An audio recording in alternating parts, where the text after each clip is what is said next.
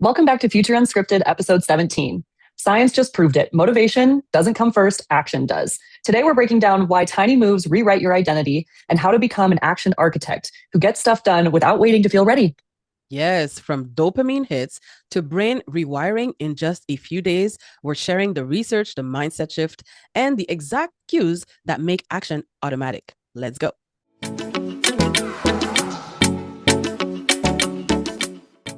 Hi, Lydie. Good to see you today.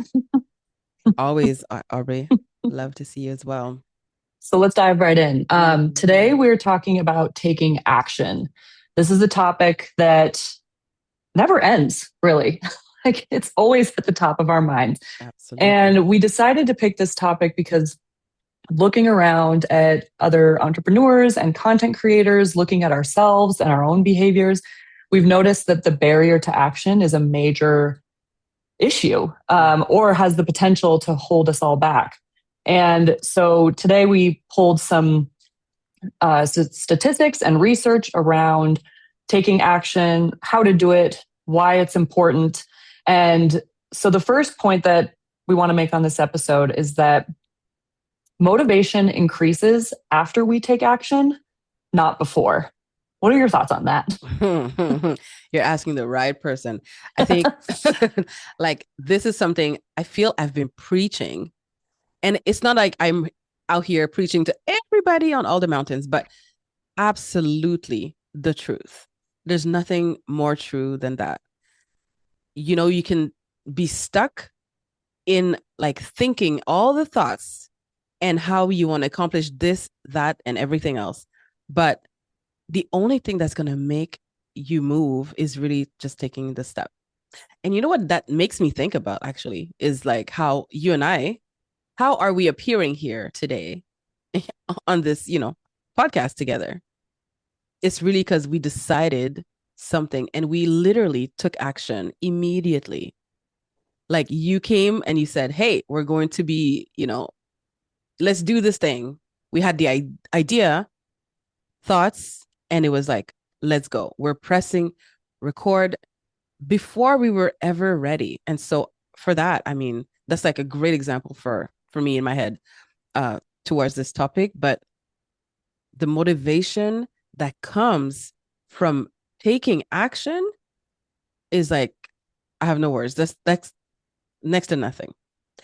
So we have to take action. I mean, when we don't, that's when the anxiety creeps in. The anxiety creeps in when we know we should be working on something. And this is a good should. This is something that we've said is important to us, like this YouTube channel, like your own business, like starting an Instagram, whatever it is, insert whatever action. But we feel anxious when we know that we should be working on something or we want to work on something and we're not doing it.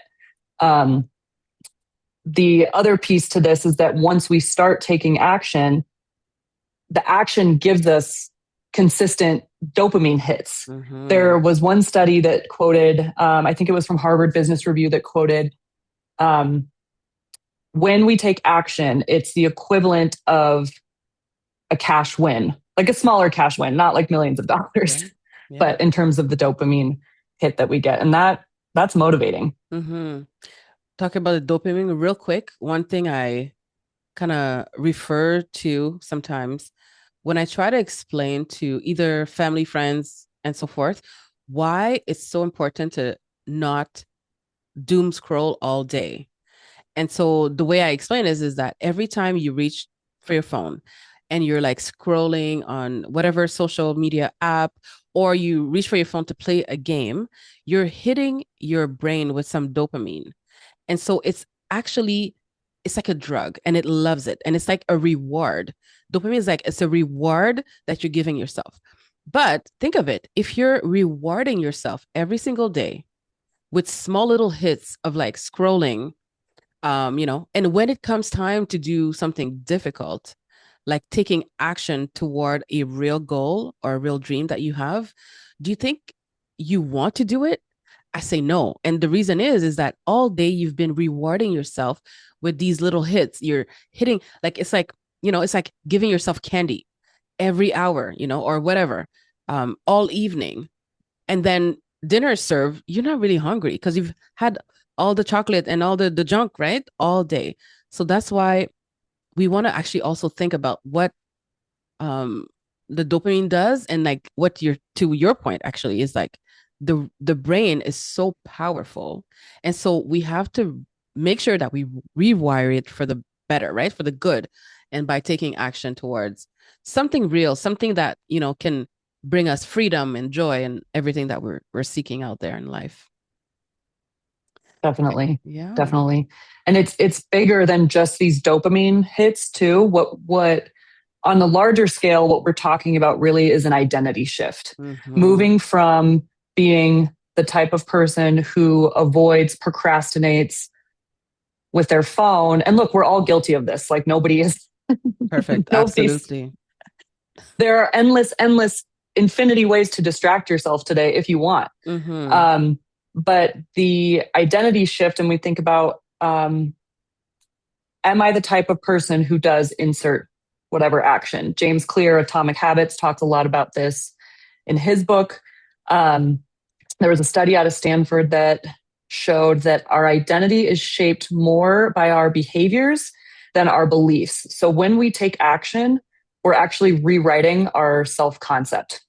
Wow, I love that point. That kind of ties in into something else that I love is neuroplasticity. That's basically the studies of how your brain can completely shift. And apparently the studies also show that that shift happens after 4 to 6 repeated actions. Imagine. Oh, So yeah, that's it.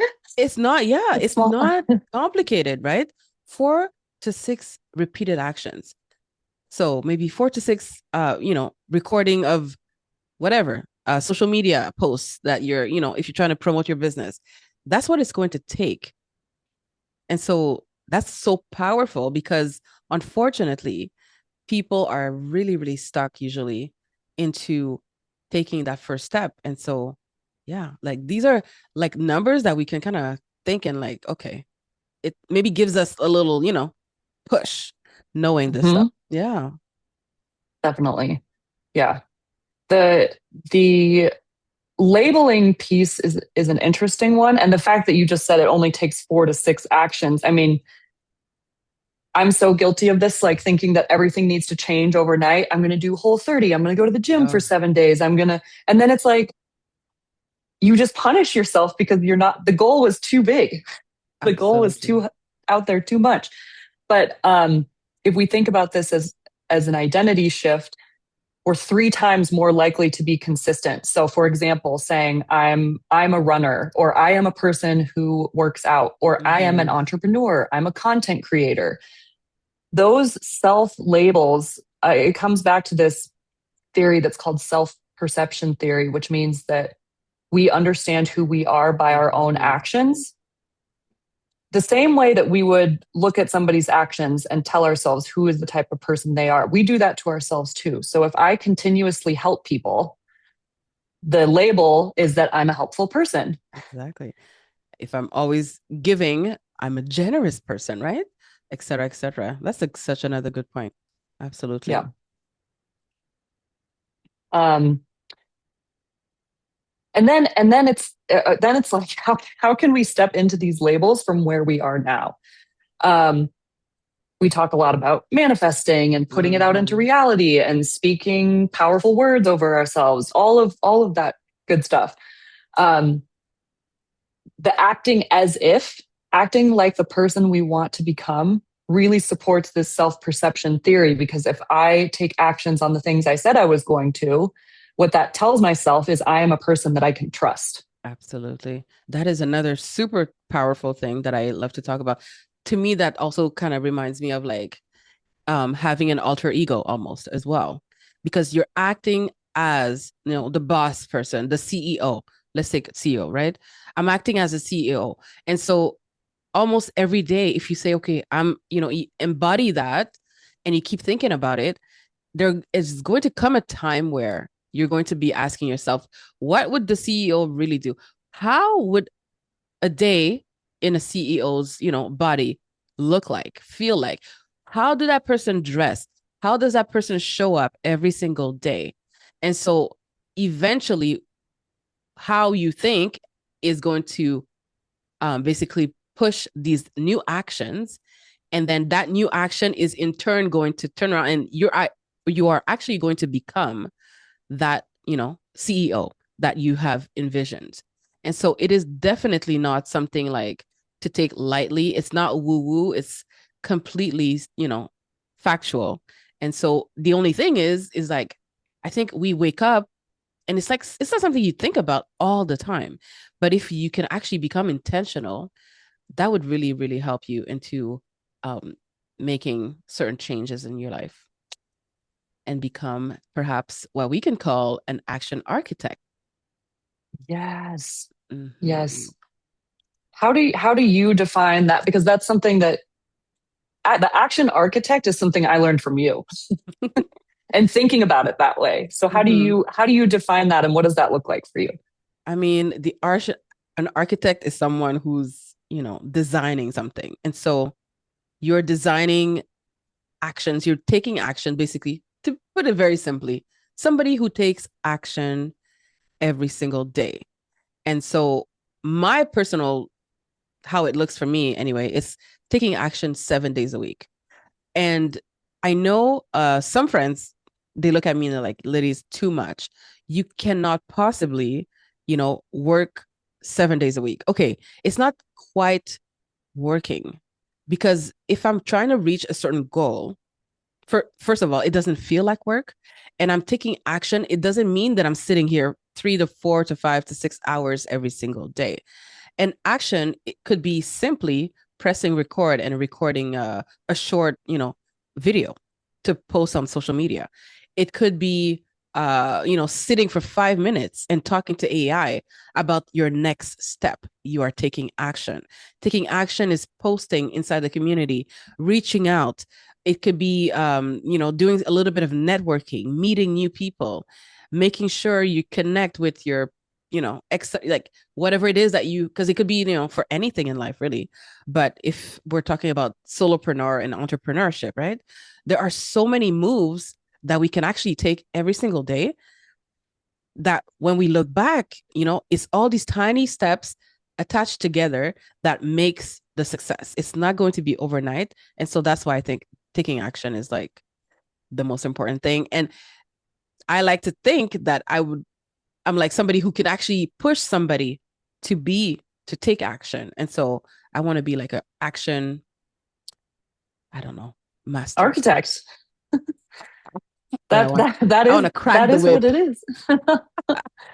I love the taking action 7 days a week. And I know I'm going back to what you said about the taking action 7 days a week, because usually, and we all do this, we overestimate what a specific action requires.